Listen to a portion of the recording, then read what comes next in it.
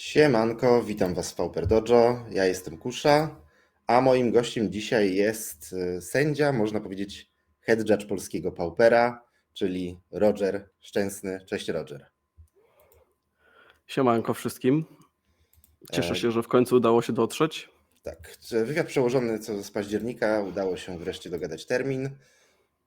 Dzisiaj nie będziemy grać, dzisiaj będzie tylko wywiad, dzisiaj będziemy tylko rozmawiać i myślę, że nie ma co przedłużać, od razu lecimy. Roger, pytanie do Ciebie. Skąd w ogóle pomysł na zostanie sędzią? Jak to się stało, że stwierdziłeś, że to jest dobry pomysł, że chcę sędziować? Zaczęło się od totalnego przypadku, tak naprawdę. Jak już zaczynałem grać, powiedzmy, w MTG gdzieś tak w okolicach roku 2017 regularnie, bo wcześniej to człowiek miał z tym styczność na obozach sportowych, albo gdzieś tam ze znajomymi. To co? Byłem w LGS-ie. Akurat pamiętam, że chciałem kupić koszulki jakieś welcome decki, czy tam to się nazywało wtedy Planeswalker decki, żeby zindoktrynować swoich znajomych. Zapytał mnie store owner, gdzie ja lecę, że w sumie tak wcześnie rano jestem w Wilku i powiedziałem, że jadę na zawody. No, że wtedy jechałem obsługiwać od strony operacyjnej eventy sportu walki w roli właśnie sędziego. To zapytał mnie, czy czasem nie chciałbym posędziować karcianek. A tak sobie wcześniej nigdy się nie spotkałem z sędzią, tak nie za bardzo wiedziałem, z czym to się je, co to jest, po co to w ogóle komu jest potrzebne. O kompetytywnych eventach w ogóle nie słyszałem, bo byłem takim casualem, powiedzmy.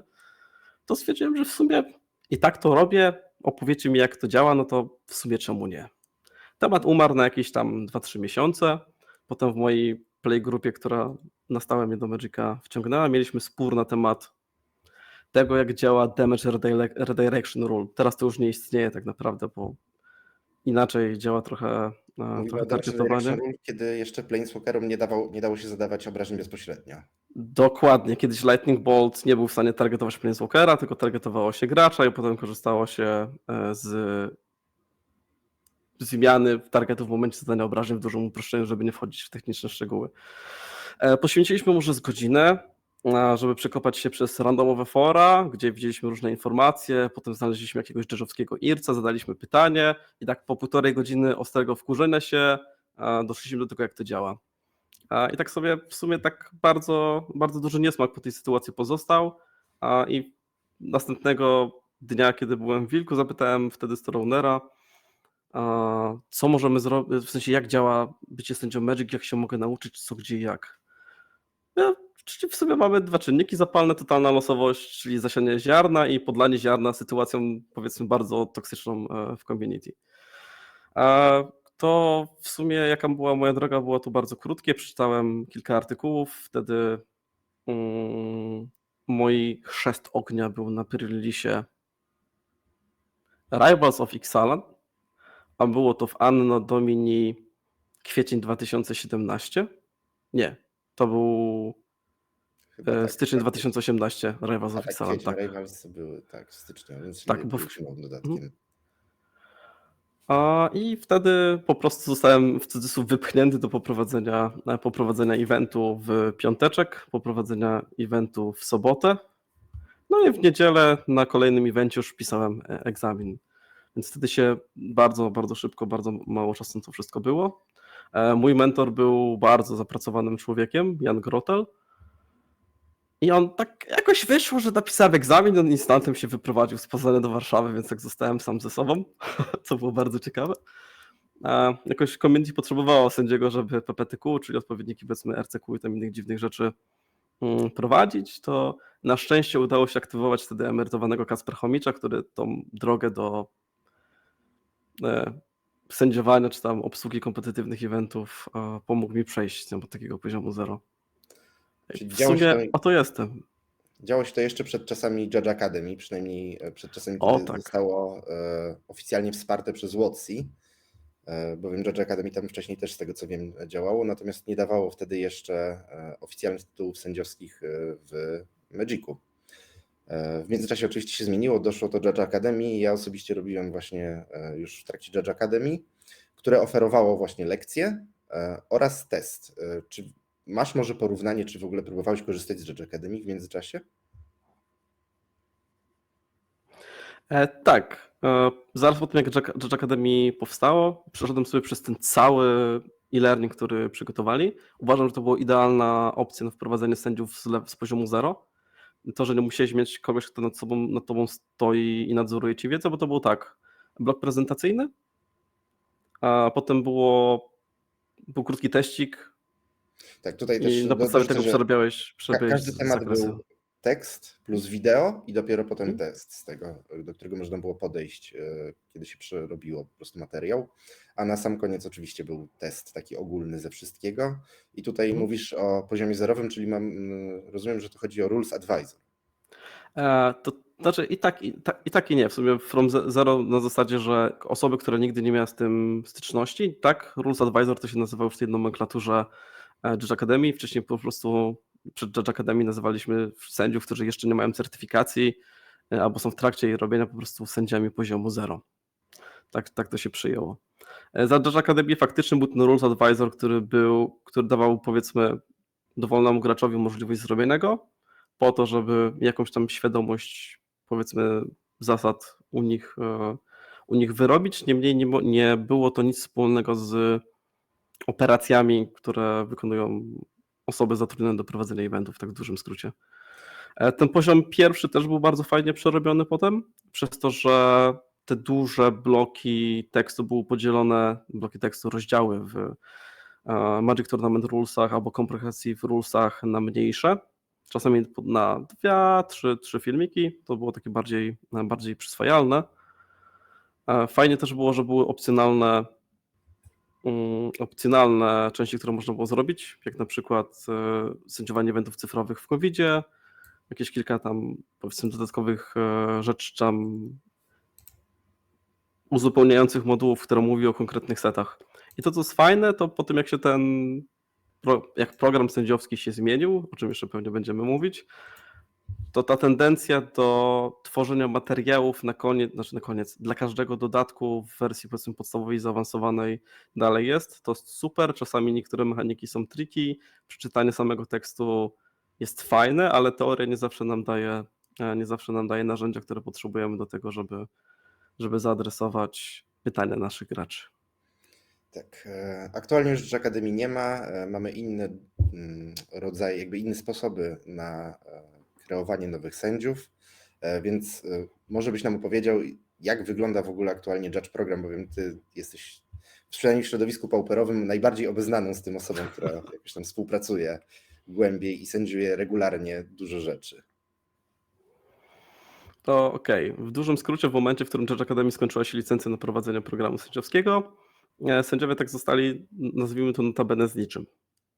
Nie powstała żadna alternatywa, która w sposób ciągły kontynuowałaby Judge Academy albo poprzedni program, czyli wspierany, powiedzmy, przez Wizardów.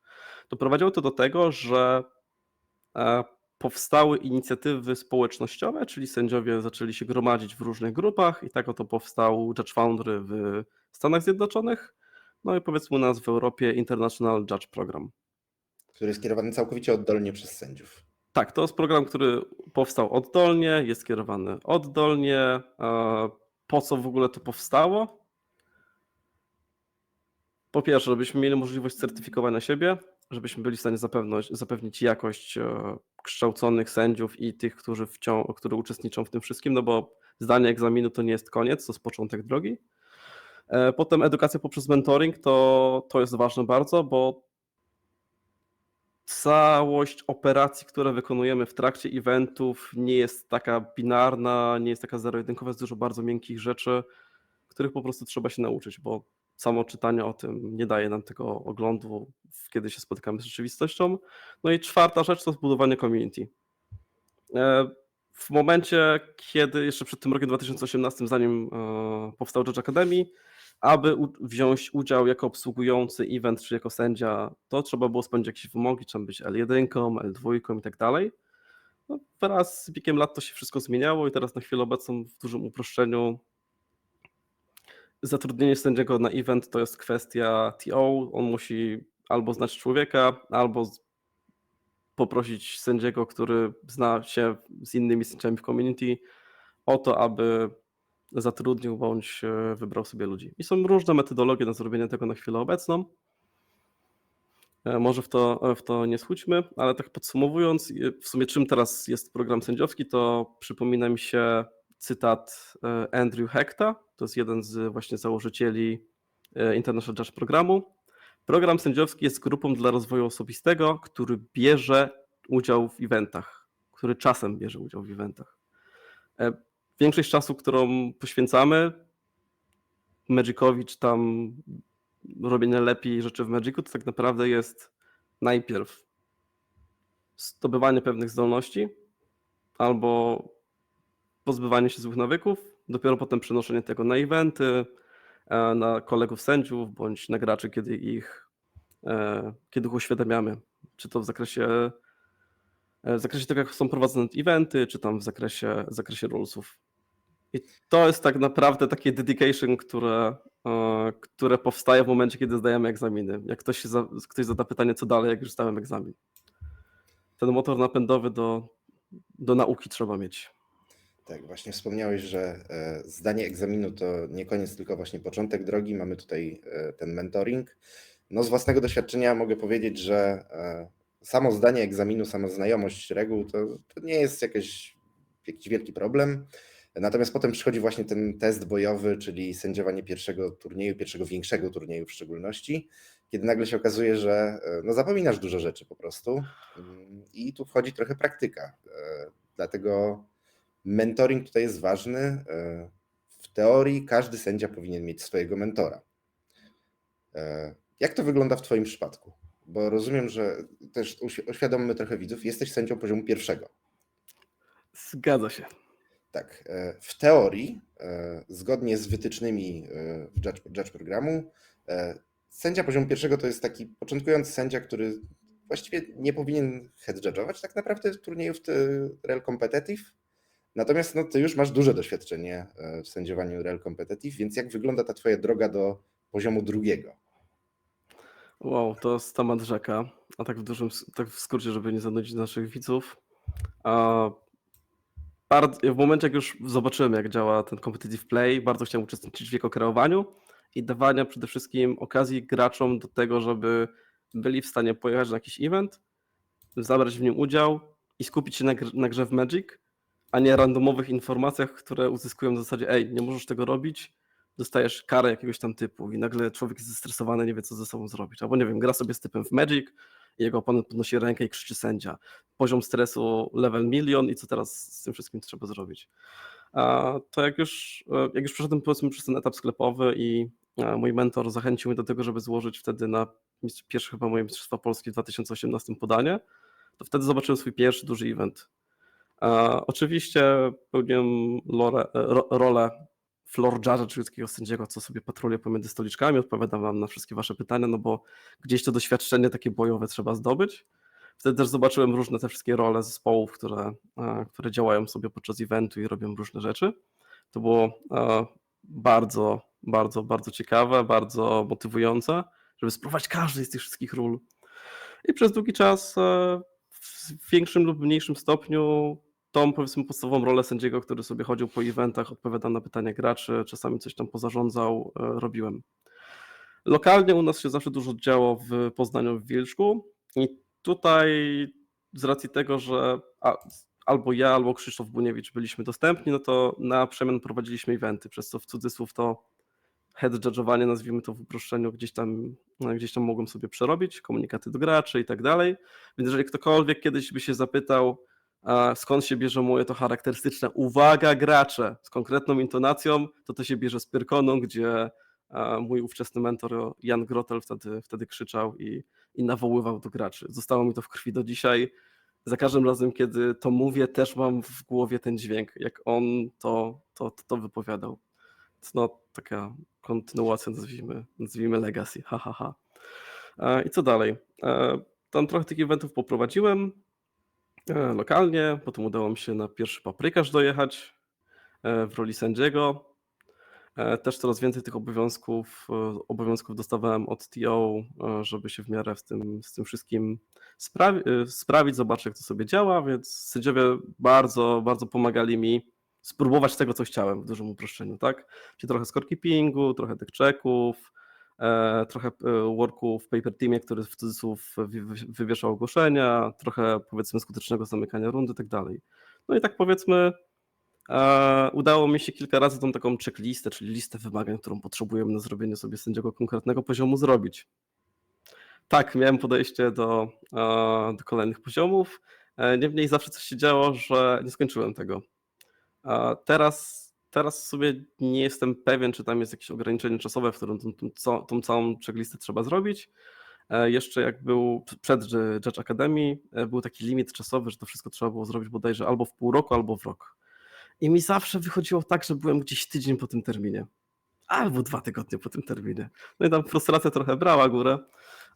No, jak żyje się w community, które robi to po godzinach swojej pracy, czyli nie wiem, na co dzień pracujemy, w weekendy spędzamy czas na eventach, a potem jeszcze trzeba wypełnić jakąś papierologię, żeby ktoś mógł sobie zrobić egzamin, no to czasami trzeba się przypomnieć, kogoś pogonić, nie zawsze to wszystko mamy w tempo. W Judge Academy faktycznie zrobiłem sobie kolejne podejście do programu, ale tam był moment, w którym ze względu na COVID nie byłem w stanie przesędziować odpowiedniej ilości kompetytywnych eventów.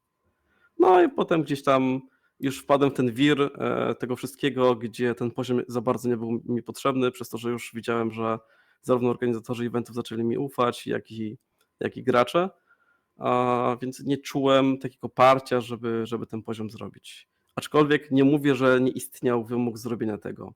Otóż jako sędzia pierwszego poziomu, świeżo upieczony, nie udało mi się na przykład dostać na Grand Prix, przez to, że no, tam ten wymóg jednak certyfikacyjny istniał i za dużo tych sędziów pierwszego poziomu nie braliśmy. No i tak przez x lat nie czułem motywacji do tego, żeby zmienić coś w statusie mojej certyfikacji.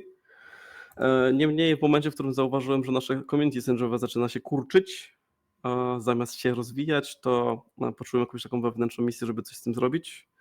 I znowu teraz będę robił podejście po to, żebyśmy chociaż mogli nie kanibalizować siebie i może kiedyś nawet przejść na emeryturę, zostawiając community w rękach osób, które są przede wszystkim kompetentne.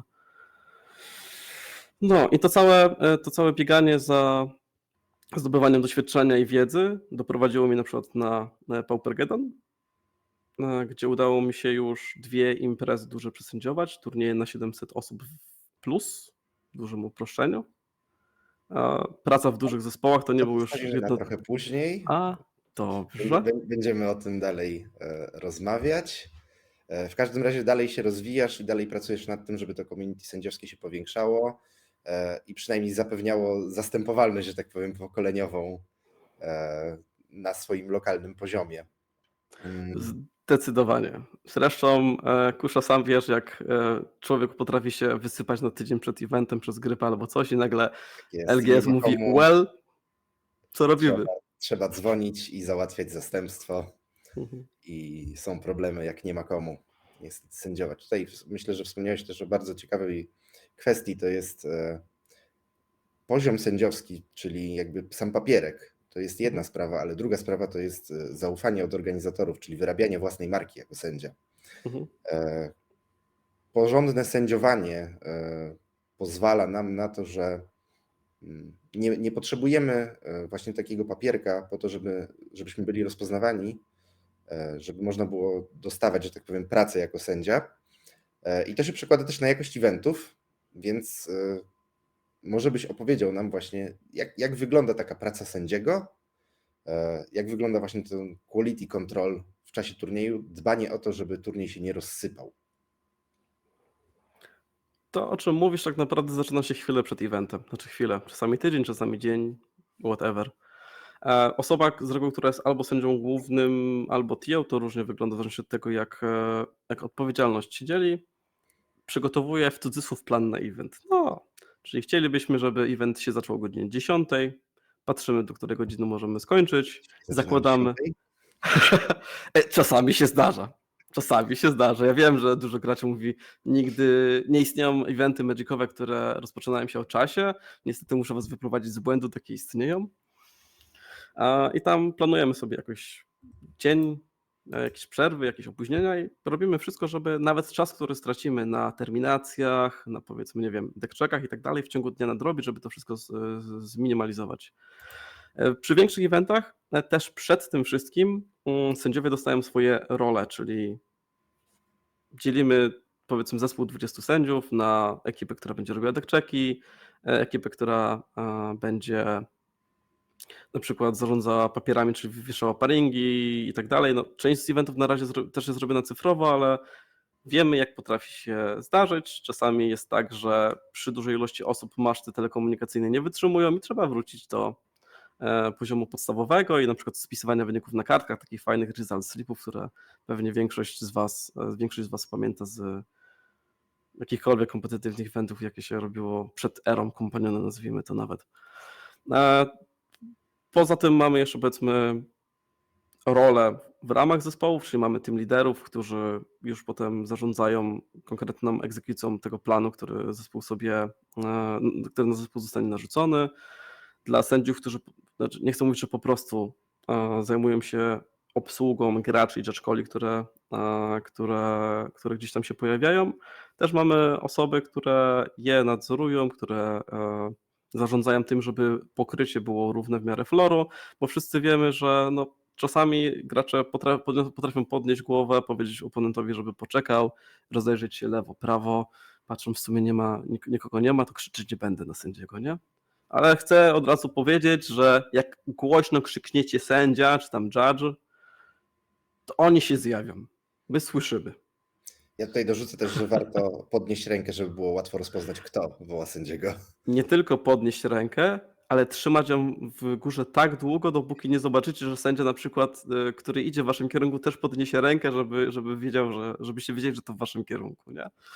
Zdarzyło mi się faktycznie kilka razy podejść do tego stolika i potem usłyszeć, że nie wzywaliśmy sędziego, bo echolokacja zawiodła. No, zdarza Tutaj się. też dorzucę, że taką standardową praktyką sędziowską stosowaną jest popatrzenie w kierunku zawodnika oraz podniesienie ręki i wskazanie, że do ciebie idę. Dokładnie. Jest też taki feedback, że sędzia wie, że to ty wzywasz sędziego, a nie ktoś inny. Wspomniałeś właśnie o tym podziale na role. Mamy floor judge'ów, mamy, że tak powiem, Team szefów liderów. sekcji, tak, team liderów. Mamy też scorekeeperów, mamy head judge'a. Myślę, że tutaj, o ile role floor judge'ów czy scorekeepera są dosyć proste, myślę, że fajnie by było przybliżyć trochę, jak działają właśnie team liderzy, jak działa head judge, jakie head judge może oddać część swoich kompetencji, jaką część kompetencji może oddać właśnie szefom sekcji, a czym musi się zajmować sam head judge. To już zależy od wielkości eventów, taka logistyka jest wdrażana. Czyli kiedy mamy na przykład mamy head judge'a, mamy event powiedzmy na 60 osób, to w większości przypadków on będzie na tyle dostępny, żeby zajmować się appealami, które dostaną floor judge, jeżeli ktoś się nie zgodzi powiedzmy z rulingiem, albo pomoc w investigation o cheating, czy tam innych sytuacjach, które wynikną z obsługi eventu.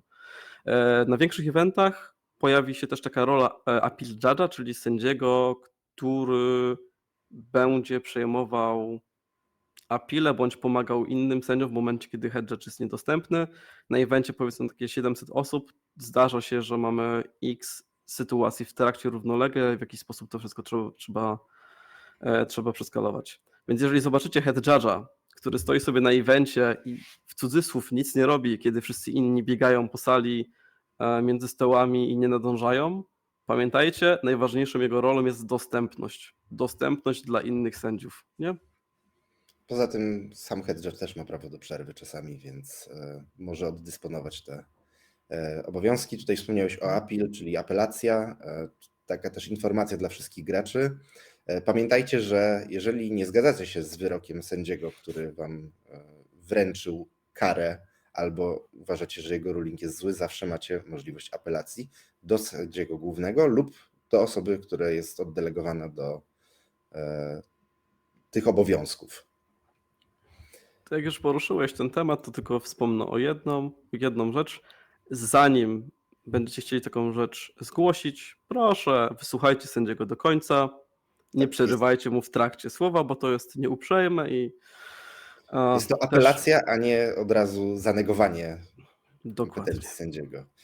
Więc dopiero po całym procesie jakby wydania rulingu, czy też wydania wyroku, wtedy można się ewentualnie odwołać. I oczywiście można to zrobić bardzo kulturalnie. Sędziowie nie biorą tego do siebie, jeżeli się nie zgadzasz z jego wyrokiem, można po prostu powiedzieć samemu sędziemu. Nie trzeba krzyczeć na całą halę, że się chce innego sędziego.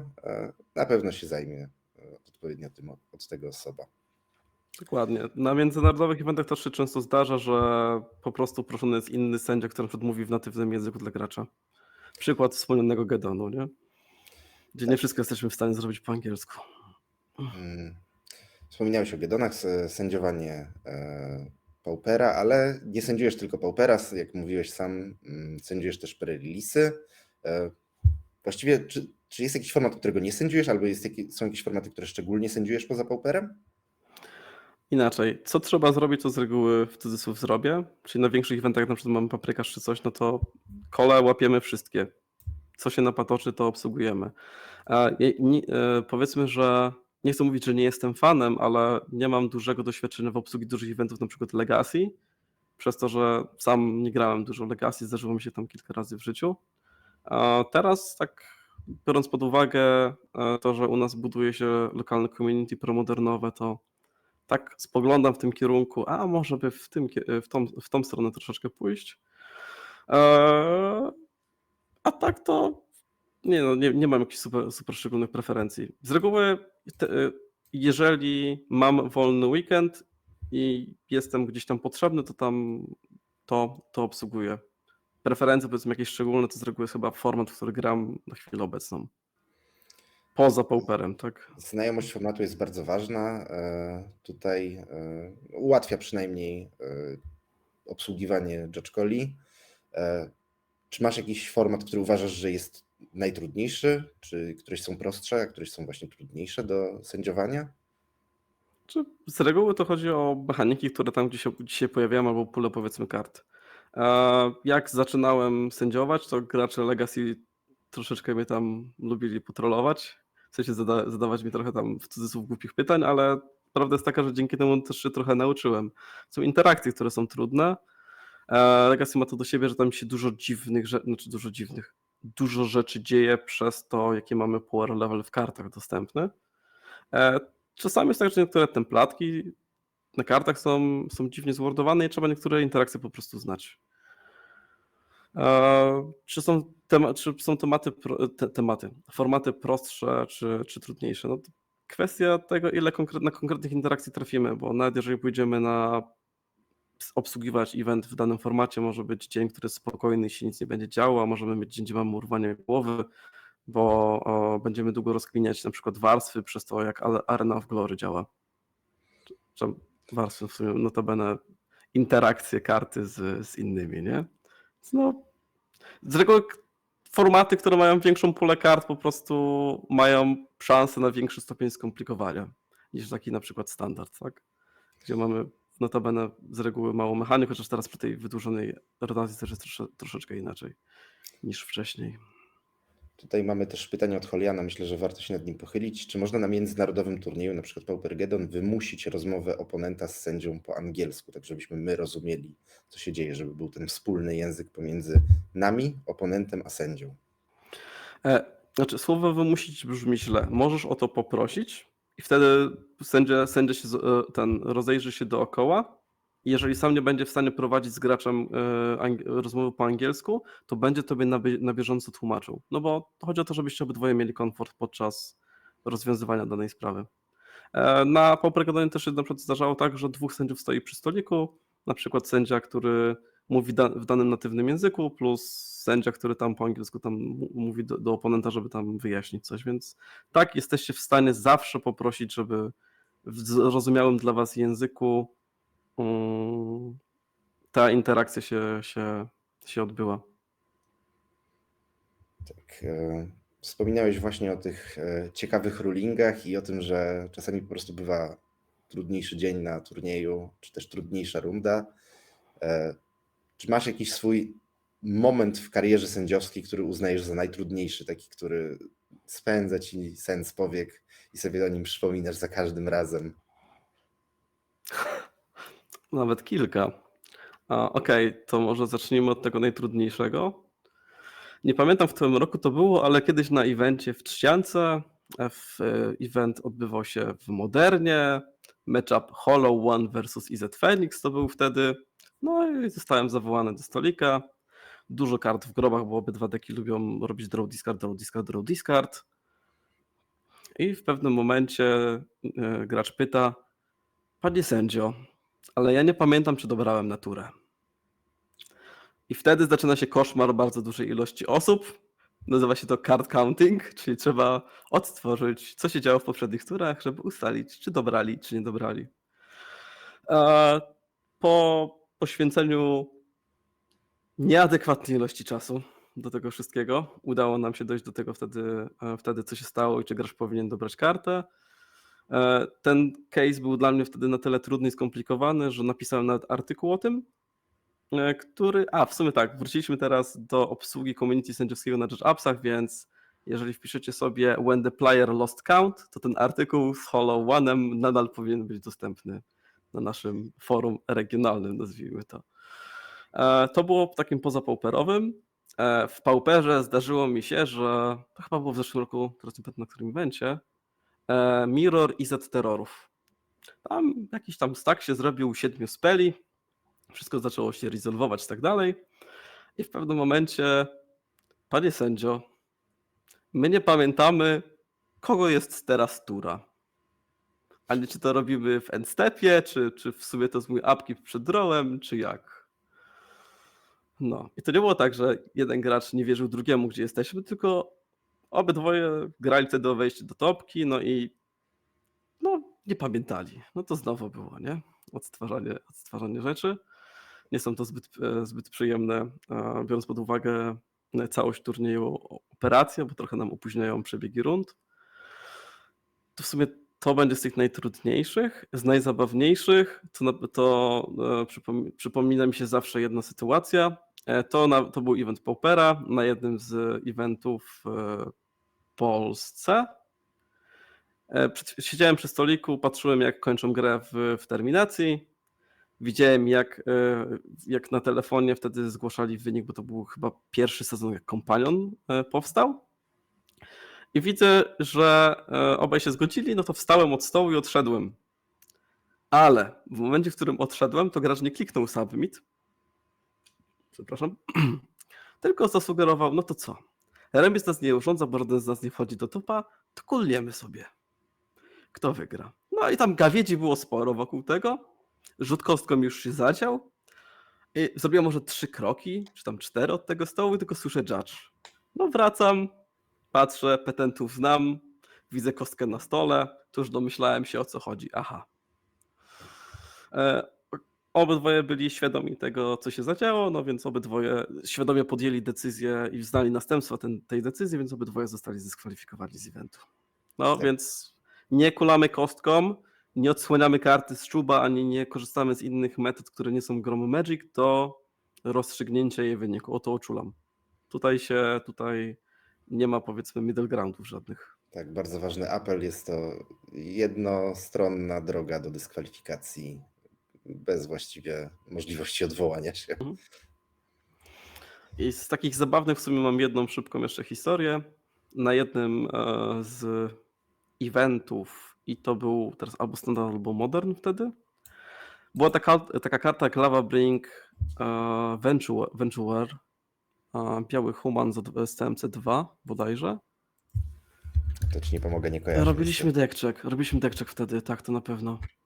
I za każdym razem udało mi się wyciągnąć tę kartę z deku. Ona nie była jakaś wygięta, koszulki nie były znaczone ani nic, tylko miałem wrażenie, że jest grubsza. Dodałem koledze do sprawdzenia. Kolega bierze, sprawdza, no faktycznie za każdym razem ją widzę.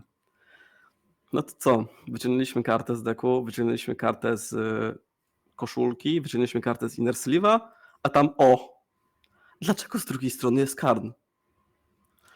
Okazało się, że gracz kupił karty dzień przed eventem, żeby się nie uszkodziły, włożył do koszulki z resztą deku, no i totalnie o tym zapomniał. No. A ta karta, o której teraz mówię, nie była kluczowa w deku, więc to też to nie jest tak, że nie wiem, zmarkował najbardziej swojego Wincona albo coś w tym stylu. No. Mimo wszystko karta jest znaczona. Mimo wszystko karta jest Niestety. znaczona, tak. I taki głupi sposób, żeby dostać penalty, ale się zdarza i to nawet bardzo często. Stąd też apel, moi mili, w momencie, w którym kupujecie karty na evencie, nie pakujcie ich do tych boxów. Ja Osobna też rozszerzę, pudełeczko na karty, osobny klaserek. ja Bo w przypadku deckchecku możecie dostać game lossa. Smutno. Tak, ja rozszerzę ten apel o generalnie dbanie o deck i dbanie o koszulki i sprawdzajcie też w czasie turnieju po prostu, czy wam się nie wygięły rogi, bo jeżeli tak się okaże przypadkiem, że kluczowa karta, którą jesteście bardzo podekscytowani, zagrywacie ją bardzo zamaszyście i wyginacie ten sam róg za każdym razem, może doprowadzić do nieprzyjemnych konsekwencji niestety. Dokładnie, a to się zdarza dosyć często. To E, chyba tyle z historii, którymi chciałem się podzielić. tak, Tego jest więcej, ale to bym się musiał zastanowić. dyskwalifikacje i game lossy na szczęście, czy też mecz lossy to nie są aż takie częste rzeczy. Oczywiście zdarzają się, natomiast istnieją sytuacje, które dużo częściej wymagają interwencji sędziowskich. Głównie to będą oczywiście rulingi. Natomiast istnieje oczywiście wiele różnych zagadnień. Jakie są właśnie najczęstsze, przynajmniej w Twoim przypadku, sytuacje, które wymagają takiej interwencji, nie będące po prostu zwykłym wydaniem rulingu? Jak najczęściej gracze grzeszą? A sytuacje są zależne od formatu generalnie. Niemniej, gdybym miał ten wektor formatu usunąć, to na pewno byłoby dobieranie 2 kart na turę, bo się koszulki sklejają. Albo w momencie, w którym rezolwujemy coś typu Leading the Stampede, pociągnięcie o 1 karty za dużo.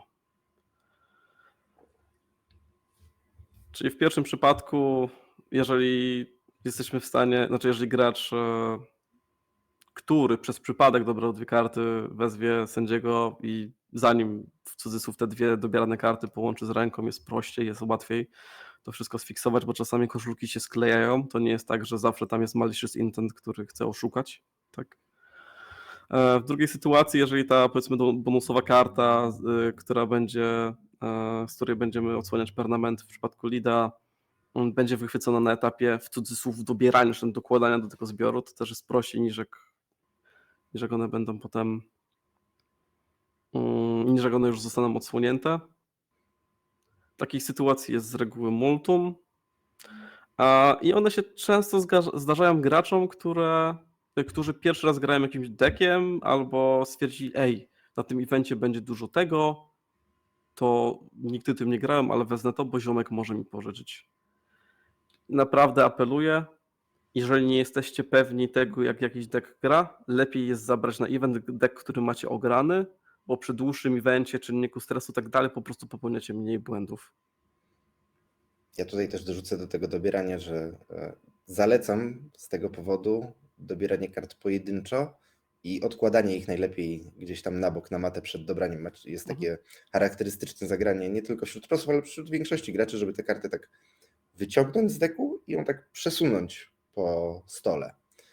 To ułatwia właśnie odliczenie, dobranie tej pojedynczej karty, przez co ciężej jest zmieszać, jeżeli dobierze się 2 karty z ręką, co ułatwia też zarówno sędziom pracę, jak i potencjalnie obniża wymiar kary, który możecie dostać za takie przewinienie. Dokładnie.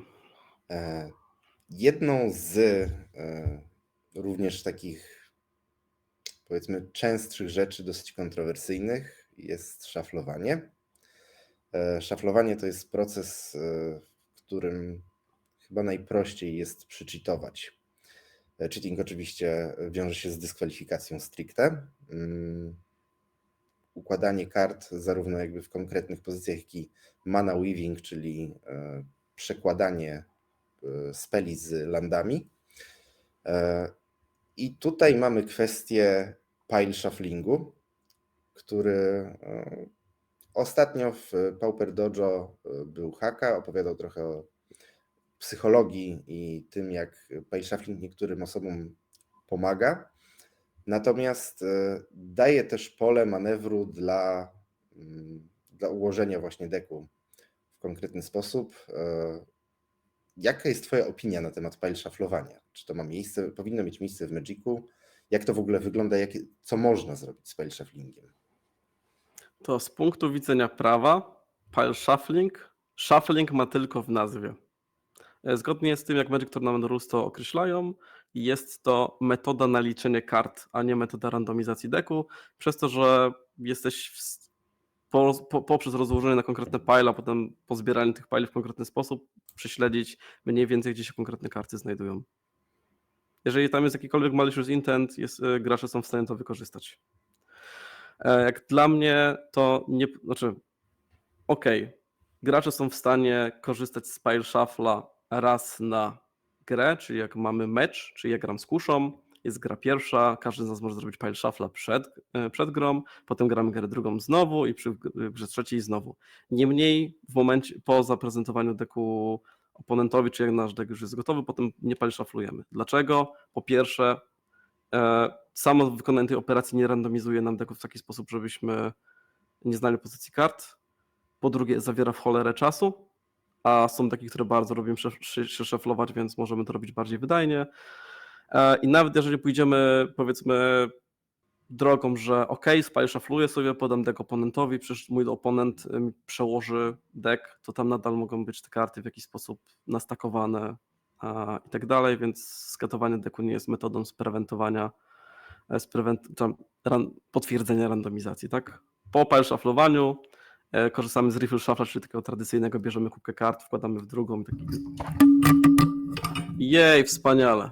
I tak kilka razy powtarzam operację. Drodzy słuchacze, przepraszam, wasze uszy pewnie teraz krwawią. Postaram się nie dotykać mikrofonu już dzisiaj. Czyli na czym skończyliśmy? Riffle shuffle. No i po riffle shufflu wtedy jest mniejsza szansa na to, że znacie pozycję karty w deku. Oczywiście są osoby, które podczas szaflowania w bardzo kontrowersyjny sposób układają te karty przed sobą i czasami delikatnie pochylają, żeby spód deku widzieć. To nie jest legalne, tak nie robimy, przypominam. Jeżeli chcecie legalnie, macie problem z patrzeniem na karty, jak tasujecie, bo po prostu chcecie się upewnić, że jest wszystko ok, to jak siedzicie, macie oponenta naprzeciwko, połóżcie sobie prawą rękę na przykład łokciem opartym o stół, weźcie deck troszeczkę na lewo, spójrzcie sobie głęboko w oczy oponentowi albo w miejsce, w którym nie będzie wam głowa uciekać i delikatnie z boku szaflujcie. Działa, trzeba się po prostu do tego przyzwyczaić. Albo zobaczcie sobie, na przykład jak Azjaci szaflują, oni mają taką dziwną technikę bardzo daleko od siebie szaflowania, żeby upewnić się, że nikt im nie zarzuci, że widzieli, co tam się dzieje. Dlatego tutaj kolejny apel sędziowski. Pamiętajcie, żeby przeciwnikom tasować deck, a nie tylko katować. Pragnę przypomnieć, że jak już o tym mówisz, to na rule enforcement levelu competitive i professionalu jest wymagane przytasowanie deku oponentowi po akcji. W międzyczasie mamy też dwa pytania. Myślę, że można rozwiać wątpliwości widzów. Czy wkładanie kart po sideboardzie w losowe miejsca w deck może być uznane za cheating?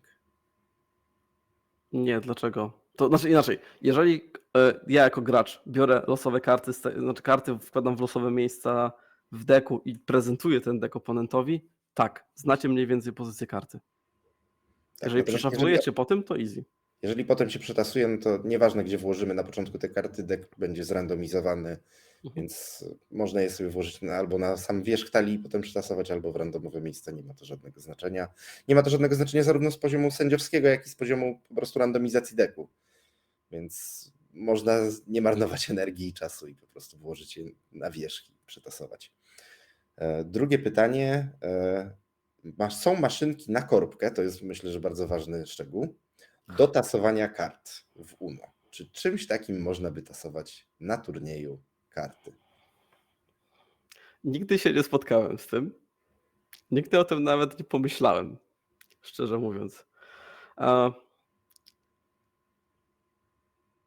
Pytanie brzmi tak naprawdę, jak bardzo to nam wydłuża czas procedury szaflowania, bo jakby nie patrzeć, są deki, które dużo się szaflują, zrobienie tego 10 razy, nawet jeżeli da nam powiedzmy plus 15 sekund do manewru, to jest 1,5 minuty straconej na szaflowaniu dodatkowo. Ja myślę też tutaj, że to jest kwestia trochę head judge'a, zobaczenia jak taka maszynka miałaby działać, czy ona faktycznie tasuje, więc to chyba każdorazowo by trzeba przed turniejem albo uzyskać zgodę, albo w trakcie turnieju byłaby pewnie interwencja sędziowska, żeby zobaczyć, czy to faktycznie randomizuje. To zdecydowanie. Czyli fajnie byłoby upewnić się u hedgera, czy możecie z tego skorzystać.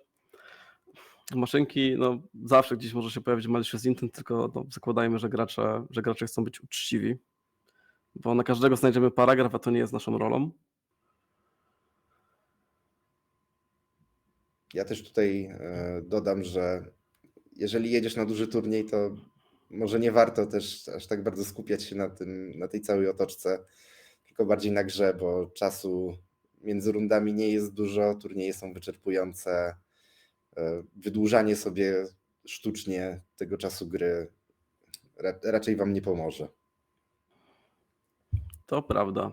Weźcie sobie na przykład taki deck Giant Wildfire, który obecnie zdobywa popularność. Macie 4 landscape'y, 4 Wildfire'y i bodajże 2 lembasy jako standard, czyli macie 10 shuffle efektów.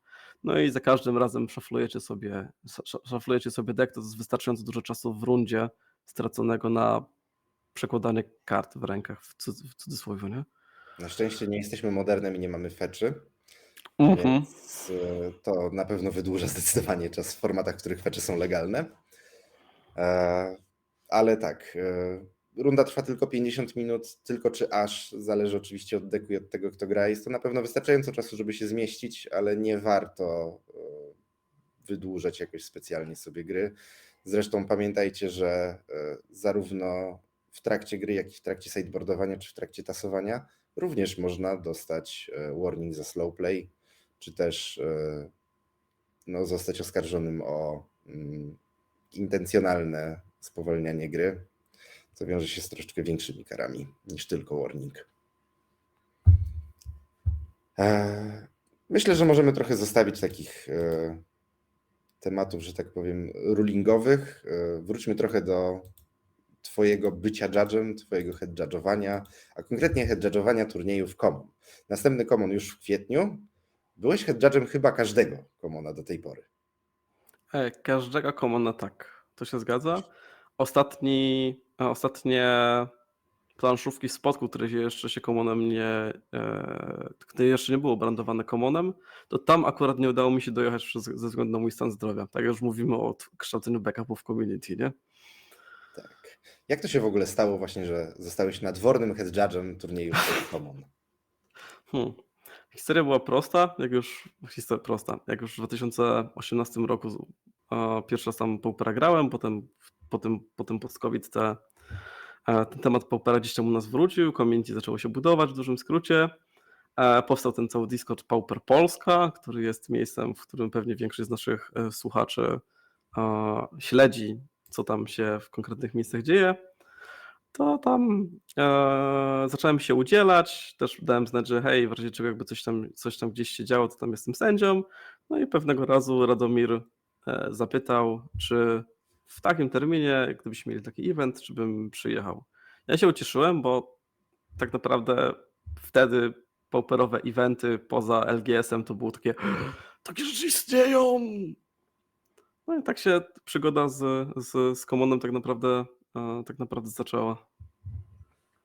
Chłopaki widać, że są zadowoleni, że cały czas kontynuujemy współpracę. Teraz może troszeczkę inaczej, bo też mam więcej do powiedzenia w kwestiach organizacyjnych niż samej egzekucji, powiedzmy, eventów na sajcie, ale to już jest osobna rozmowa. I to jest właśnie coś, co chciałbym cię też troszeczkę pociągnąć za język, bowiem nie tylko jesteś head judge'em, ale też trochę organizatorem, można powiedzieć, do pewnego stopnia. W tym sensie, że masz jakiś wpływ na to, jak te commony wyglądają. Masz trochę większe pole do manewru, żeby czegoś zażądać po prostu, że tak powiem, przed turniejem czegoś, co będziesz potrzebował. Jakie są takie najważniejsze rzeczy, które uważasz, że powinny na dużym turnieju być, żeby sędziowie mieli łatwiejszą pracę?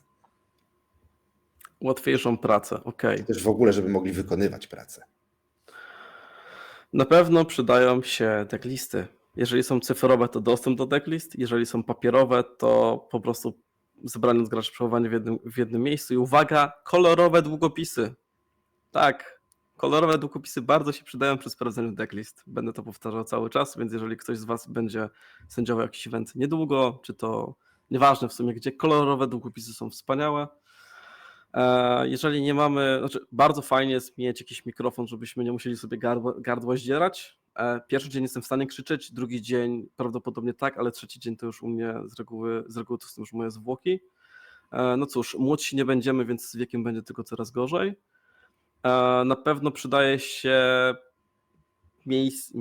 rzecz do wyświetlania czasu w rundzie, tak żeby nawet jeżeli z jakiegoś powodu komunikat o czasie w rundzie się obsunie o te 2-3 sekundy, no to żeby gracze mogli monitorować, jak bardzo muszą się spieszyć. Najważniejszą rzeczą na pewno jest drukarka. Tak jak wspomniałem już wcześniej, kilka razy się zdarzyło, że oprogramowanie zawodziło, czy to przez problemy z internetem, czy to powiedzmy problemy w aplikacji. Drukarka daje nam po prostu możliwość przejścia do oldschoolowego prowadzenia eventów w papierze, tak jakby inne udogodnienia nam za nie mogły. I co? To w sumie jest tyle z takiego poziomu rzeczy, które są potrzebne. Wszystko inne jest Dobry tylko humor utrudnieniem. i dogadanie się z organizatorem turnieju.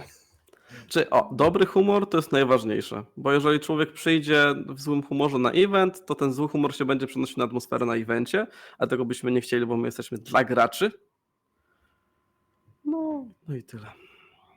Tak, na Commonach jesteś head judge'em, ale są też turnieje, na których judge'ujesz trochę bliżej, że tak powiem, człowieka. Czyli na przykład Paupergedony, o których już wspominaliśmy. Byłeś na ostatnich 3, jeżeli dobrze pamiętam, czy 4 już nawet Paupergedonach sędzią? Na ostatnich 3. Teraz miejmy nadzieję, że ten w lekko będzie 4. Tak.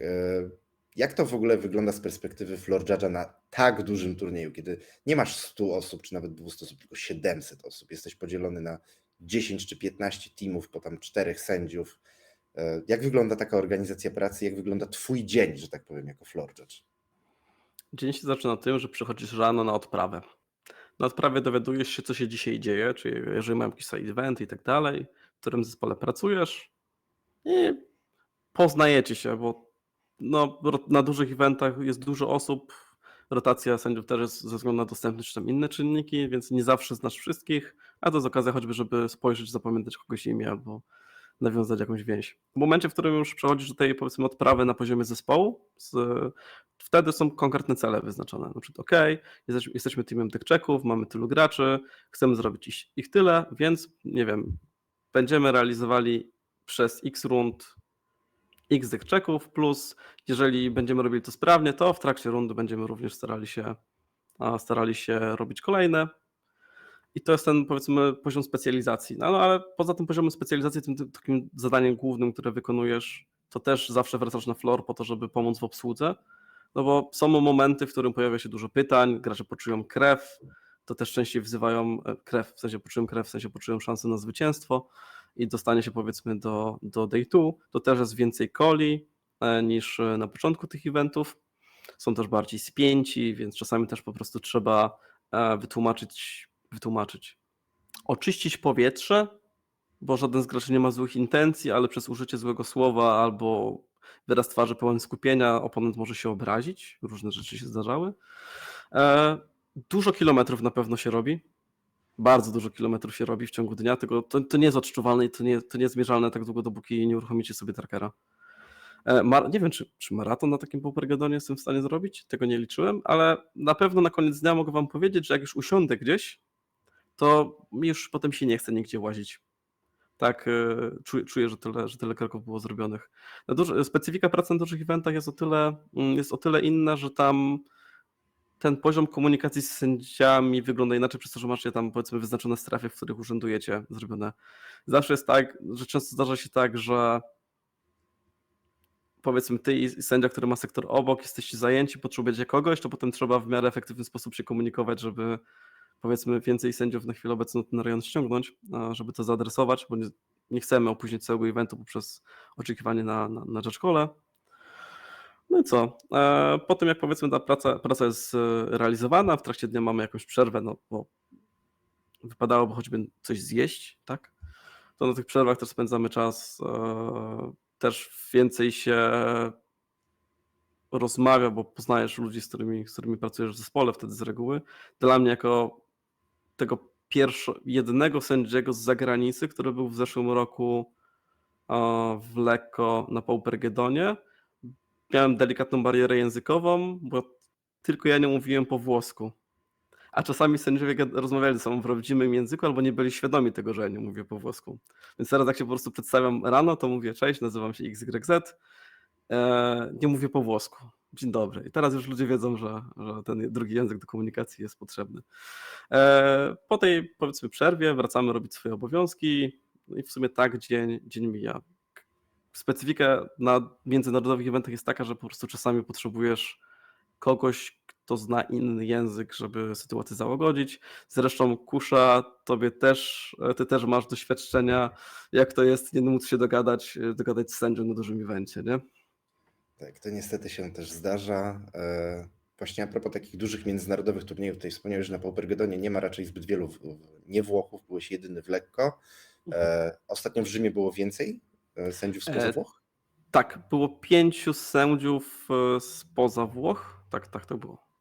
Czy na takich międzynarodowych eventach, niekoniecznie gedonach, jak masz wielonarodową ekipę sędziowską, czy staracie się jakoś dzielić tymi językami, tak żeby w każdym zespole było jakby jak najwięcej języków pokryte? Powiedziałbym, że to jest realizowane przez osoby, które zarządzają ekipą sędziowską, która jest na danym evencie. Zakładamy, że ludzie przyjeżdżający mówią po angielsku, plus powiedzmy w kraju, w którym się odbywa event, z reguły będziesz potrzebował więcej osób mówiących w lokalnym języku, żeby tam problemy z komunikacją powiedzmy rozwiązać szybciej. Niemniej tendencja równego podziału z językiem praktycznie nie powinna być miejsca. Dobra. W międzyczasie trochę się zapuściliśmy z pytaniami od widzów, więc wrócimy chyba trochę do kwestii bardziej takich rulingowych. Pytanie, mówiąc o randomizacji, wracamy do szaflowania trochę. Mhm. Czy mogę pokazać sędziemu deck i powiedzieć, że jest zrandomizowany? Jak to sprawdzić? Jak to sprawdzić? To teraz tak. Po pierwsze, za randomizację decku jest odpowiedzialny gracz, który miał zrandomizować deck. Czyli jeżeli ja na przykład korzystam z efektu, który każe mi strukturować ląda, albo krakuje na przykład landscape, to ja muszę go zszaflować, a nie, że daję oponentowi, który oczekuje od oponenta, że go będzie randomizował swoim szaflowaniem. Zakłada się, że wykonanie, jeżeli dobrze pamiętam, 7 razy Riffle Shuffle'a powinno wystarczająco zrandomizować deck. Niemniej nie pamiętam, czy ta informacja jest stricte zapisana w Magic Tournament Rulesach. W Magic Tournament Rulesach tego nie ma, natomiast jest to 6 dla 60-kartowego decku, bowiem to zależy od liczby kart i zakłada to idealny Riffle Shuffle i zakłada random, którą połowę masz na górze, a którą masz na dole. Co oczywiście w przypadku ludzkim nie jest takie proste, więc ja osobiście polecam takie 8 do 10 razy, powinno być ok. Wtedy deck można uznać za zrandomizowany. Natomiast jeżeli są wątpliwości co do zrandomizowania decku, jeżeli oponent zgłasza uwagi, że uważam, że mój oponent nie zrandomizował decku, co wtedy? To jest legalne. Jest takie penalty, które nazywa się Unsufficient Shuffling, więc możecie zawsze powiedzieć, zawołać sędziego, powiedzieć: sędzia, uważam, że mój oponent niewystarczająco zrandomizował deck. No i albo osoba, która tego nie zrobiła, będzie poproszona o to, żeby kontynuować randomizację decku, albo w momencie, w którym będziecie woleli, żeby sędzia tego dokonał, też on może to zrobić. Niemniej to normalnie to jest karane warningiem, z tego co pamiętam, tak. Tutaj też właśnie a propos takich sytuacji, z tego co pamiętam. Sędziowie też nie pamiętają wszystkiego. Mamy prawo oczywiście zawsze skonsultować się z zasadami, więc często możecie się spotkać z taką sytuacją, że sędzia wam powie: wydaje mi się, że to, ale dajcie mi jeszcze chwilę. Myślę, że bardziej, jakby to powiedzieć, Alarmującym było, gdyby sędzia tak bardzo pewnie podchodził do tematu, niż kiedy sędzia przyzna się do tego, że nie jest pewny i po prostu będzie coś chciał sprawdzić. Czy w Twojej opinii, jak w Twojej opinii wygląda wiedza sędziowska i konsultowanie się z zasadami? Jak często to stosujesz? Ojeju. To teraz tak, to zależy, to przede wszystkim. A jeżeli chodzi o mnie personalnie, tak, jesteśmy ludźmi, znaczy najpierw ogólnie, jesteśmy ludźmi, każdemu zdarza się coś zapomnieć, nie korzystać z danej wiedzy, typu na przykład aplayowanie extra turn w Commanderze, jak nie gramy Commandera, a jest efekt, który 4-krotnie to kopiuje, no to lepiej powiedzieć nie wiem, skonsultować się, sprawdzić, niż dać zły ruling. Zdarzają się błędy, oczywiście zawsze, kiedy sędzia wydaje ruling i potem okazuje się, że on był zły. Jeżeli tam gdzieś pojawi się appeal, to spoko, to zostanie wyłapane na etapie, powiedzmy, naprawiania danej sytuacji. Niemniej, jeżeli sędzia się pomyli, no to i to nie zostanie wychwycone, to z reguły jest i na przykład gracze nawet nie będą wiedzieć o tym, że się pomylił, a sędzia czuje tak, że okej, coś zrobiłem źle, to co powinno zostać zrobione, to przynajmniej podejść do gracza, czy tam do stołu, w którym ruling został wydany i przeprosić za tą sytuację, która się zadziała. No, czasami jest tak, że nie jesteśmy w stanie wrócić do tego momentu w grze, albo zadziało się za dużo, albo nawet nic to nie zmieniło w grze, bo po tym jak dostali ruling, oni się poddali, bo i tak nie mieli szansy na to, żeby coś ugrać w danej grze. Jak ja do tego podchodzę?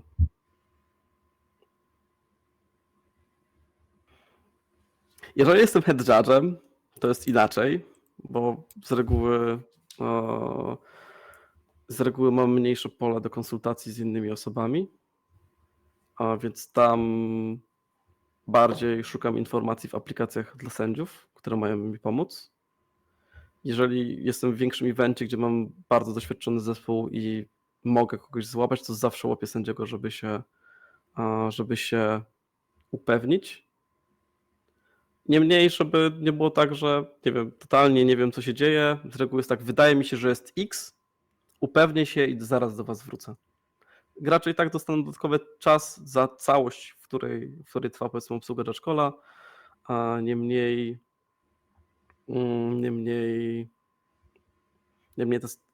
to po prostu trwa trochę dłużej. Tak dopowiadając, jeżeli to są kwestie takie bardzo miękkie, czyli na przykład policy związane z IPG, czyli wydawanie kar, ewentualnie upgrade'y albo downgrade'y tych kart, kart to są tematy bardziej złożone niż takie, nie wiem, proste pytanie, znaczy proste, nieproste pytanie z zasad. Czasami to, co sędziowie konsultują ze sobą, to nie jest to, w jaki sposób odpowiedzieć na pytanie gracza, ale co zrobić, żeby powrócić do poprawnego stanu gry, czyli czy możemy zrobić backup, cofnąć się w czasie, albo w jaki sposób naprawić sytuację dla gry, żeby była najmniej inwazyjna. Nam zależy od tego, co się zadziało, takie mamy pole do popisu, więc to też jest ustandaryzowane. Niemniej są sytuacje, w których dla człowieka nie wydaje się to intuicyjne, żeby w jakiś sposób postąpić, tylko protokół każe to zrobić inaczej. Przykład backupy. To backupy nie są z reguły takie, że nie wiem, ktoś zapomniał zrobić tokenu, to dokładamy, zapomniał zrobić tokenu, to jest zbyt dużo uproszczenia. Resolve'ował ability, w trakcie resolve'ował ability robiło się x rzeczy i zapomniał położyć token, to nie jest tak, że zostajemy w grze, powiedzmy, turę później i dokładamy token znikąd, no bo to zaburza stan gry. Z reguły będziemy starali się, jak będziemy już robili ten backup, gdzie gracz zademonstrował, że jest świadomy danego triggeru, to zresolwować tak, jak powinno być i dopiero od tego momentu grę kontynuować. Czasami zdarzają się dewiacje, czyli judge postąpi inaczej, nawet head judge, niż jest napisane w regułach, bo może to zrobić. Z reguły to w case'ach, które są, powiedzmy, na granicy, gdzie nie za bardzo gdzie nie jesteśmy pewni tego, gdzie chcemy zminimalizować impact tego, co się stało na grę, żeby gracze byli w stanie to maksymalnie kontynuować. Niemniej wtedy rolą head judge'a, który tej dewiacji dokonuje, jest porządne uargumentowanie tego, co zrobił, dlaczego i przede wszystkim poinformowanie, że to jest wyjątek. Chcemy obsługiwać eventy w sposób konsekwentny, na całym świecie i po to jest ten cały zespół procedur sędziowskich i dokumentów, żebyśmy, nieważne czy gramy u siebie w LGS-ie, czy jedziemy, nie wiem, do Stanów Zjednoczonych, Japonii albo inne miejsca na świecie, tak samo sędziowie powinni obsłużyć daną sytuację. Najważniejsze jest właśnie to integrity turnieju, które jest związane z tym, żeby wszystkie kwestie zostały obsługiwane w ten sam sposób, żeby gry się mogły toczyć w sposób sprawiedliwy. Czy będzie dzisiaj grany Judge Tower? Nie, ale może coś pomyślimy, żeby kiedyś coś takiego zrobić. To nie jest głupie. Czy na modo da się to zrobić? Nie, no bo ci nie pozwoli przecież zrobić nielegalnej rzeczy. Czy nielegalnej? No w sumie modo już ci łatwe sprawy, byśmy musieli to Tak. streamować w To papierze. trzeba w papierze. Zobaczymy. Może jak będziecie grzeczni na komonie i będzie dużo czasu wolnego na afterparty, to może na żywo będzie jakiś Judge Tower. To wyciągnę z szafy. Zobaczymy, czy mam jeszcze w miarę stopniu ją utrzymaną. To wtedy byłoby ciekawie. Tak, tutaj jeszcze wrócę na chwileczkę do tego, tych kwestii właśnie dewiacji i konsultowania się na przykład na ostatnim komonie Katowice.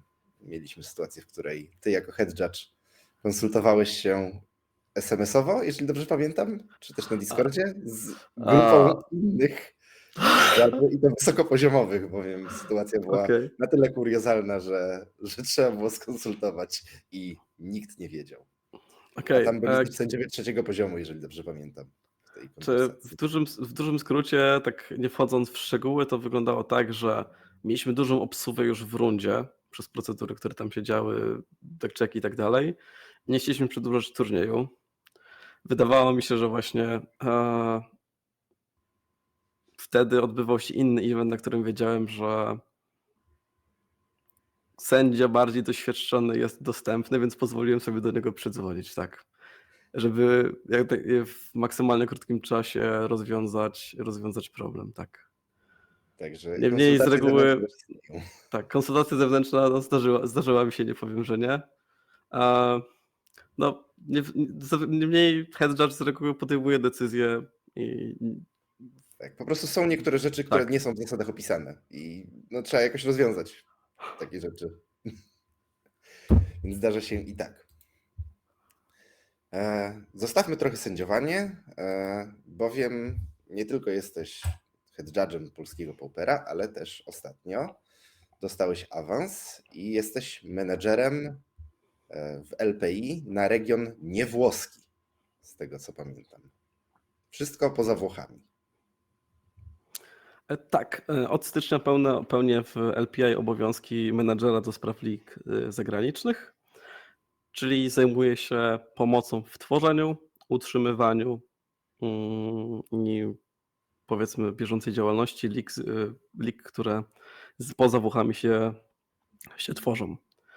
Od samego tego procesu chciałbym dołączyć do całego tego LPI, co to jest, z czym to się je, przez pingowanie, tutaj jest komunikat dla waszych graczy, przekażcie to dalej, po czasami pomoc w podejmowaniu decyzji przy, powiedzmy, takich makrodecyzji w organizacji Gedonów. Tak w dużym skrócie. Lega Pauper Italia otworzyła się na zagraniczne ligi, jeżeli dobrze pamiętam, był to sierpień 23, czyli już 1,5 roku temu. Obaj uczestniczyliśmy w procesie tworzenia tych pierwszych lig w Polsce. Jak wygląda współpraca z twojego punktu widzenia jako właśnie menedżer tego makroregionu, że tak powiem, z Włochami? Czy teraz to jest coś zupełnie innego, tak, niż wcześniej, bo tak jak sobie przypominasz, Kusza, największym problemem był kanały komunikacyjne. W momencie, w którym byłeś taką mniejszością, dla której wszystko trzeba było z włoskiego tłumaczyć na angielski, jest zupełnie inaczej niż teraz, gdzie wszystkie komunikaty, które tworzymy dla graczy i dla menadżerów są w 2 językach, czyli po angielsku i po włosku. Kanały dla konkretnych menadżerów czy tam dostępu dla lig powstały w stosunku do tego, co było w tym 2023, jak wspominałeś, więc jest na pewno dużo prościej. Mało jest w sumie teraz takich trudnych tematów. Z reguły tematy, które najdłużej się ciągną, to hej, chciałbym w jakiś sposób poprowadzić działania mojej ligi, czyli nie wiem, w jakiś sposób zorganizować sezon, x eventów, liczenia punktów. Czy to jest zgodne z regulaminem naszym głównym? I często jest tak, że część, czy powiedzmy, nie wiem, 3/4 tego wszystkiego jest, ale na przykład w zły sposób są liczone punkty, bo na przykład ktoś ma event we wtorek, event w czwartek, składa to jako jeden event w sezonie, czyli wybiera najlepsze wyniki z 2 sklepów i to raportuje jako jeden event, czyli nie wiem, mieliśmy 13 osób i 17, a raportujemy to notabene jako tam powiedzmy 30-osobowy event. I tam dużo takich kwiatków wychodzi, trzeba po prostu pouświadamiać graczy, czasami zaproponować im alternatywy. To, co mogę na przykład powiedzieć od stycznia do teraz, to, że naprawdę zaczęło się tak bardzo, bardzo szeroko to robić, czyli mamy na przykład ligi w Niemczech, mamy ligi we Francji i w innych miejscach na świecie, no to ta bariera komunikacyjna zaczęła się budować. Czyli czasami po prostu plain English is the best English, czy komunikaty trzeba kilkukrotnie tłumaczyć, a kilkukrotnie wysyłać, no bo nie każdy jest przyklejony do telefonu, robimy to wszystko zawsze po godzinach. W sumie tyle. Czy jako taki menedżer masz jakiś wpływ na wygląd na przykład Paupergedonów? Masz jakiś prawo głosu? Tak. Generalnie decyzje, które są podejmowane, jeżeli chodzi o to, w jaki sposób funkcjonuje Gedon i tematy dookoła niego, z reguły są przedstawiane przez jednego, powiedzmy, z menedżerów czy członków zarządu LPI. One są w jakiś sposób argumentowane i następuje głosowanie. I tak mam dostęp do takich głosowań. Mogę w nich swoją taką małą cegiełkę do przebiegu i organizacji tego wszystkiego dodać. Jest to na pewno trochę więcej pracy niż tylko po prostu bycie takim menedżerem ligi. Na pewno sporo doszło. Jak oceniasz tak mniej więcej, byś powiedział, ile godzin miesięcznie ci zajmuje praca właściwie na rzecz LPI? Czy okej, może cofnijmy się do tego roku 2023, kiedy powstawały ligi w Polsce. Chcieliśmy zrobić bardzo zunifikowany projekt polskich lig Paupera, który zakładał identyczne regulaminy w każdym z 4 miast, które te ligi finalnie założyły, czyli Warszawa, Poznań, Szczecin i Katowice. Okazało się, że nie wszędzie da się to zrobić w identyczny sposób ze względu na różne, nazwijmy, warunki lokalne i specyfikę. Myślę, że tutaj warto przedstawić, że po prostu głównym outlierem są Katowice, które mają kilka turniejów w tygodniu i trzeba jakoś ten temat właśnie posklejania tych turniejów, tak jak wcześniej wspominałeś, załatwić. Dużo się od tego czasu zmieniło w sumie, więc może tam No tak, mówię z perspektywy nie wbijajmy 23. szpili, nie wbijajmy tam szpili za bardzo. I powiedzmy, że tak biorąc pod uwagę te operacje, czyli rozmowę z przedstawicielem każdego community i tak dalej, to i tak dużo czasu na to poświęcałem w tamtym momencie. Potem notabene zostałem takim hubem informacyjnym, czy tam komunikacyjnym pomiędzy Włochami a nami, czyli polskimi ligami, nazwijmy to, więc i tak dużo informacji przypuszczałem. W lewo, w prawo. To, co się zmieniło, powiedzmy teraz od stycznia, inaczej, jakoś tak wyszło, że też w międzyczasie pomogłem uruchomić kilka lig w innych krajach. Nie wnikajmy dlaczego. Więc jedyne, co się teraz zmieniło, to, że mam plakietkę i mam dostęp do głosowania, plus oficjalnie jestem wpisany jako osoba, powiedzmy, która pomaga. Odpowiadając na pytanie, ile czasu poświęcam, jest to trudne do określenia, dlatego że zdarzają się tygodnie, w których się nic nie dzieje.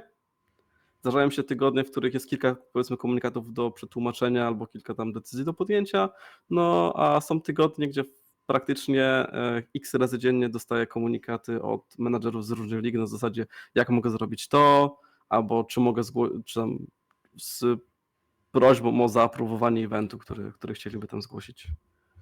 Na pewno przed samymi Paupergedonami pewnie jest więcej tej roboty, żeby to wszystko pozgłaszać. No i ligi też pewnie mają więcej pytań dotyczących tego, w jaki sposób mogą na przykład przyznawać baje swoim Zdecydowanie graczom. Także jeżeli ktoś jest wśród naszych widzów spoza tych 5 miast, które aktualnie w Polsce mają ligi i na przykład zastanawia się, żeby założyć ligę w swoim mieście, to tutaj macie człowieka. To jest ten człowiek, który może wam to pomóc załatwić i z nim będziecie się kontaktować. I to on będzie was poganiał, żebyście wpisali wyniki z sezonu do aplikacji. Co nie? Tak, czy tak, uzupełniając historię, 5. ligą w Polsce jest Wrocław. Na przełomie roku, powiedzmy, udało się zamknąć na przełomie roku udało się zamknąć formalności, tak więc na chwilę obecną w tych 5 miastach mamy ligę. Jeżeli, tak jak wspomniał Kusza, chcecie uczestniczyć w tym całym procesie, serdecznie zapraszam do kontaktu. Ja wiem, że jest ciężko mnie spingować czasem i dostać odpowiedź. Niemniej na direct message z reguły odpowiadam na Discordzie, więc zapraszam. Przynajmniej w przeciągu 48 godzin. To jest dobre stwierdzenie, tak. Czasami zdarza mi się, że jestem bardziej przygnieciony ciągiem komunikatów, tak. Tak, tutaj też gorąca prośba do wszystkich. Pamiętajcie, że Roger też ma pracę po prostu na co dzień i życie. Tak, disclaimer, nie, dziennie nie zajmuję się pracą dla Włochów. Nie, to tak nie działa. Niestety nie płacą za to. Wszystko robimy po godzinach. No. Tak, ale mimo wszystko masz też trochę czasu wolnego i Roger Szczęsny to nie tylko sędzia, ale też gracz. Grasz w Paupera przecież. Zdecydowanie uwielbiam. Grasz w Poznaniu wasze cotygodniowe ligi. Jak to z twojej perspektywy wygląda aktualnie? Może zacznijmy od samego Paupera. Jak ci się w ogóle podoba aktualnie Pauper? Wydaje się, że na chwilę obecną jesteśmy w takim dziwnym miejscu, gdzie format trochę siadł. Mamy te x wykształconych metadeków, które wygrywają konkurs popularności i to wszędzie gra. Niemniej, patrząc na statystyki eventów jakichkolwiek i odnosząc to u nas do tego, jak wyglądają nasze lokalne spotkania, to są dwa różne światy. Bierze się to z tego, chyba w którym miejscu jest nasze community. To nie jest moment, w którym każdy ma po jednym deku, ledwo złożonym i tak dalej, tylko każdy tych deków ma ileś. No i chłopaki się zaczynają mocno techować, bo to wprowadzenie ligi, czyli tych rozgrywek cotygodniowych, które mają jakiś tam finał, to są jakieś nagrody, poza bajem tak naprawdę, to się mocno techują na siebie. I mamy na przykład tygodnie, w którym w jednym tygodniu mamy 3 Cooldoty, 4 Madnessy i reszta świata, nazwijmy to, gdzie w tydzień później mamy 180 stopni shift i jest bardzo dużo niebieskiego. No, ciężko jest mi powiedzieć na tym takim lokalnym szczebelku. Takim makro szczeblu nie uważam, żeby był jakiś deck, który zasługuje, to jest bardzo kontrowersyjna opinia, na którego nie ma odpowiedzi. Do tego stopnia, że trzeba coś zbanować. Może tak. Są pojedyncze karty, które są mocne, jak na ten format, ale giną od remowalu na przykład, tak? Albo da się to skontrować, albo są inne interakcje. Samemu uczestniczysz w tych roszadach, czy masz jakiś swój... Tak, wiem, Gli wymaga... Jeszcze raz? Nie, dokończ w takim razie. Proszę. Czy możesz powtórzyć? Chyba mamy opóźnienie. Tak, Gli czasami jest trudne do zastopowania z petalem w deku, bo w sumie zanim mamy odblokowanego counterspella, to oponent może się skręcić w drugiej, ale no cóż, trudno się wylosowało, tak? Wariacja mówi, że jest niska szansa na to. Tak, moje pytanie, które teraz powtórzę, to czy samemu uczestniczysz w roszadach, czy masz jakiś swój deck, który preferujesz, żeby grać sobie w tych cotygodniowych ligach? To jest w sumie ciekawa rzecz.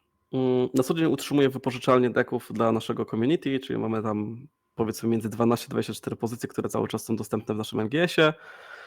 Tak, żeby gracze, którzy są znudzeni albo którzy chcą wejść w format, mogli sobie coś spróbować bez powiedzmy full commitmentu w to. I to działa, na tym zbudowaliśmy całe nasze community. To pomaga nam się shiftować, techować, prototypować i trenować przed większymi eventami. Polecam wszystkim osobom, które mają jakąś tam większą kolekcję kart do tego, żeby zachęcać do budowania tego, decków u was lokalnie. Co ja robię? U mnie to jest różnie. Są momenty, w którym mam deck, który bardzo lubię, staję się pet deckiem, sprowadzam japońskie folie i gram tylko tym. Są momenty, w których po prostu robię random z tego, co nie zostało wypożyczone z wypożyczalni i są momenty jak te, na przykład długo nie gram, wiem, że na przykład będę jechał do Niemiec na Spirit of Pauper pograć, dla odmiany nie jako sędzia, tylko jako gracz, to też przez jakiś czas biorę jeden deck, który tam sobie testuję, tak żeby niekoniecznie może go spróbować wymasterować, ale oswoić się z nim. I tak na przykład było z John Wildfire'em ostatnio. To jest mój taki deczek na chwilę obecną, którym gram. Niemniej teraz po tym, jak Ether Drift wyszedł, to myślę, że zrobię jakąś głupią konstrukcję. No z Ether Drifta chyba na razie jedyna ekscytująca karta to ten Green Bauble, który jest deadweightem z relevant typem artefakt. No, moim pet deckiem kiedyś był Martu Synthesizer, który lubił sobie podnosić i zagrywać z powrotem Synthesizera właśnie przy pomocy Glimfów i Scarefisherów, więc sam może też poeksperymentuję tutaj. Zobaczymy. Jesteś graczem, no ale jak już ustaliliśmy, jesteś też sędzią. Często grasz. Jak to wygląda w twoim przypadku, kiedy grasz i patrzysz na pracę sędziów?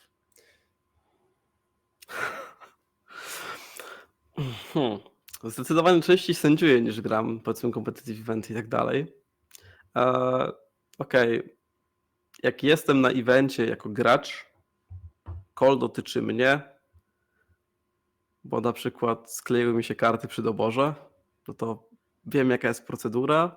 Jeżeli dostanę powiedzmy inny ruling albo inne rozwiązanie, to wiem jak się odwołać. To zdecydowanie, że appeal, poproszę head judge'a, bo to nie tak zostało zrobione.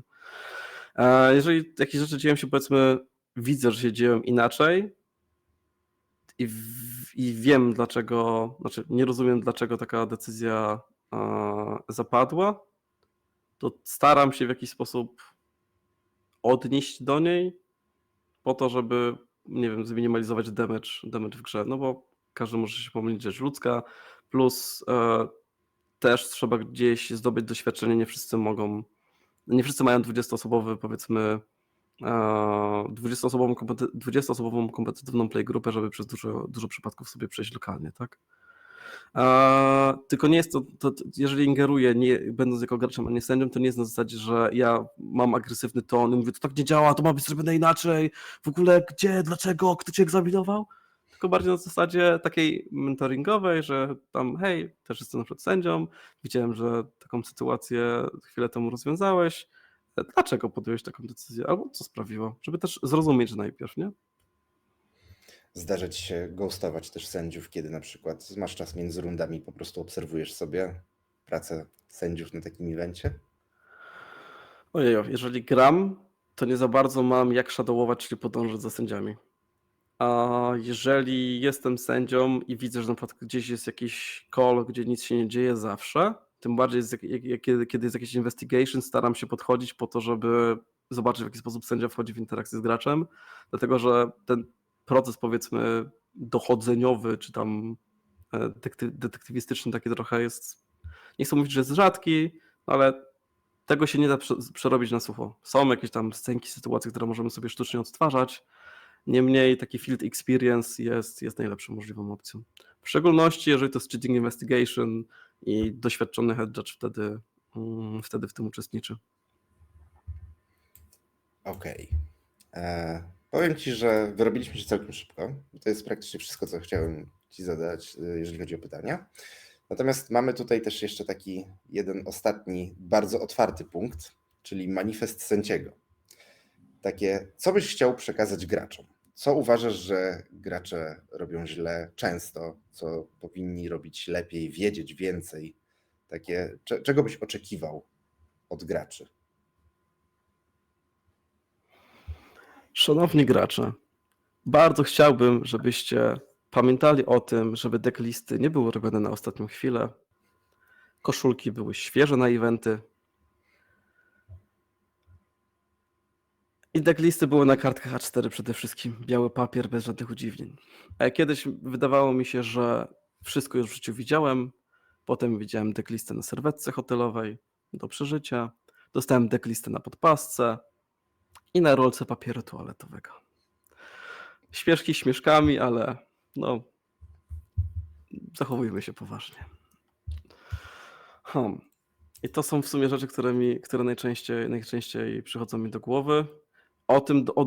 Jeżeli chodzi o dobieranie kart, to Kuszasz w sumie powiedział to dzisiaj, czyli najlepsza metoda z czuba, liba na matę, po macie ciągniemy do siebie, jeżeli coś się skleiło, to się odklei dopiero do rączki.